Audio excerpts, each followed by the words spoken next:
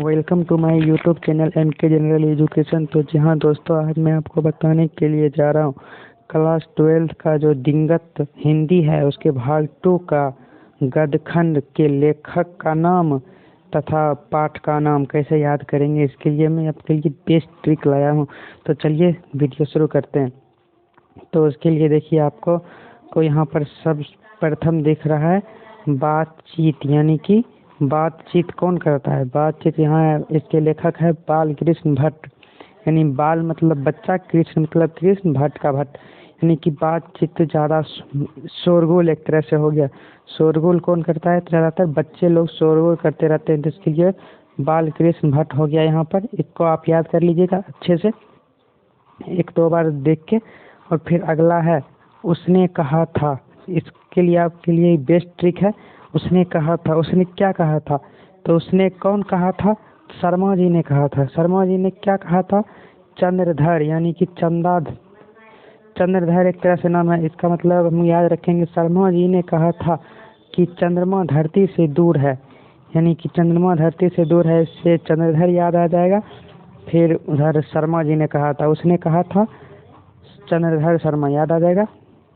फिर देखिए अगला है संपूर्ण क्रांति। इसके लेखक है जयप्रकाश नारायण, यानी कि संपूर्ण क्रांति, जब संपूर्ण क्रांति होगा ना तो जय जयकार होगा, प्रकाश फैलेगा। तो इसका ऐसे ही समझ सकते हैं, संपूर्ण क्रांति का जयप्रकाश नारायण होगा। तो चलिए ये तो क्लियर हो गया। अब देखिए अगला 4 नंबर का जो है अर्धनारीश्वर, इसका है रामधारी सिंह दिनकर। इसके लिए तो गजब से सेट हुआ है। जैसे कि देखिए अर्धनारीश्वर, यहाँ पर हमको ईश्वर छोड़ देना है और सिर्फ अर्धनारी रामधारी, अर्धनारी रामधारी याद रखना है, तो अच्छे से याद हो जाएगा, अर्धनारी रामधारी। तो चलिए अब आगे देखते हैं। तो आगे है एक लेख और एक पत्र। इसके लेखक है भगत सिंह। एक छूट गया। यहाँ है रोज यानी कि प्रतिदिन का लेखक है सच्चिदानंद हीरानंद बादशान, यानी कि रोज हमें क्या करनी चाहिए? सच्ची आनंद लेना चाहिए। ये एक तरह से बोला गया है, रोज हमें सच्ची आनंद लेना चाहिए। तो इससे हो जाएगा सच्चिदानंद, इतना होगा बस, याद ही रह जाएगा। रोज का लेखक सच्चिदानंद। अब देखिए एक लेख, इसके लेखक हैं भगत सिंह। एक लेख और एक पत्र, यानी कि इसको हमको याद रखना है। जब भगत सिंह जेल में थे, जब भगत सिंह जो जेल में थे, तब प्रतिदिन यानी कि हर एक रोज एक पत्र लिखा करते थे और एक लेख लिखा करते थे। इससे आपको एक पत्र या एक लेख याद रखिएगा, याद हो जाएगा, ठीक। तो चलिए अब 7वां देखते हैं। 7वां में है ओ सदा नीरा। इसका लेखक है जगदीश चंद्र माथुर, यानी कि ओ सदा नीरा। नीरा मतलब पानी, सदा मतलब हमेशा, यानी कि जगदीश चंद्र, यानी कि जग हमेशा रहेगा, सब दिन जग रहेगा। चंद्रमा भी, जब तक धरती चांद रहेगी तब तक चंद्रमा रहेगी, तो चंद्रमा भी तब तक रहेगी, यानी कि सदा के लिए रहेगी। इसलिए इससे याद हो जाएगा जगदीश चंद्र माथुर, ओ सदा नीरा जगदीश चंद्र माथुर। और देखिए अगला सिपाही की माँ। सिपाही का माँ का लेखक है कौन? मोहन राकेश। तो इसके लिए हो जाएगा मोहन राकेश, यानी कि आपको याद रखना मोहन राकेश जो है एक सिपाही थे, और उसने एक कहानी लिख डाली माँ के बारे में। यानी कि आपको बस यही थोड़ा टफ है। मोहन राकेश एक सिपाही था और उसने एक कविता लिखा, वो था सिपाही का माँ। एक कहानी लिखा और कहानी का नाम था सिपाही का माँ, यानी कि मोहन राकेश की माँ। तो ये आपको याद हो जाएगा। तो चलिए अगला देखते हैं प्रगीत और समाज। इसके लेखक हैं नामवर सिंह, यानी कि नामवर सिंह। सिंह मतलब बहुत बड़ा जाति एक तरह से हो गया, और नामवर यानी कि बहुत नाम है। तो यानी कि समाज जब प्रगति करेगा तो नाम पर ही अच्छे नाम करेंगे, अच्छे पढ़ लिख के अच्छे बनेंगे तो अच्छा नाम होगा, तो अच्छा नाम होगा तब समाज प्रगति करेगा, तो अच्छा नाम हुआ तो समाज प्रगति हुआ।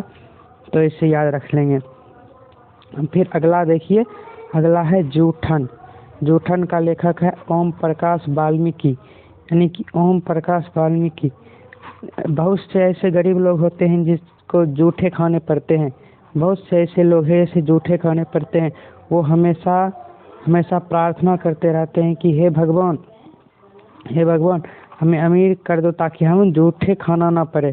तो इसलिए ओम, यहाँ पर ओम एक तरह से पूजा का अर्थ है। तो ओम और प्रकाश बत्ती दिखाना, और वाल्मीकि एक तरह से भगवान ही हुआ।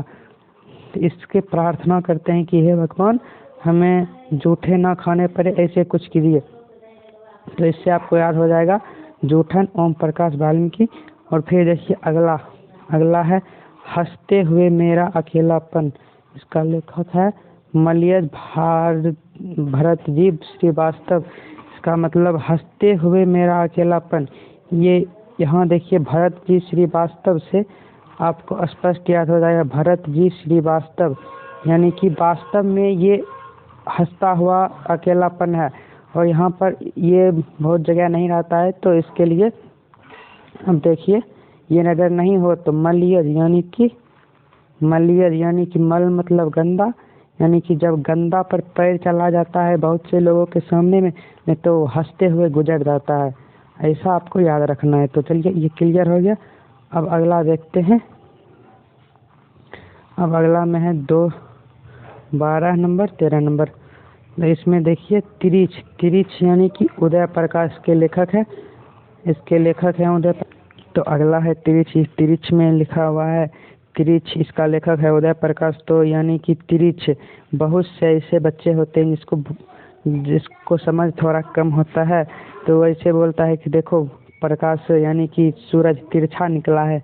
कभी कभी रात को चांद भी तिरछा हो जाता है, तो इसे कहता है सूरज तिरछा निकला है, इससे उदय हुआ है, हम समझेंगे उदय हुआ है। तो इसको ऐसे याद रख लेंगे, तिरिच यानी तिरछा उदय हुआ है सूरज। और फिर देखिए लास्ट है शिक्षा यानी कि देखिए शिक्षा यानी कि विद्या।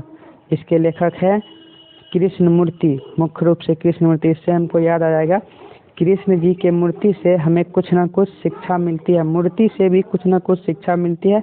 इससे आपको कृष्ण मूर्ति याद आएगा, तो आप इसको याद कर सकते हैं। तो चलिए यहीं पर आपको वीडियो समाप्त करते हैं।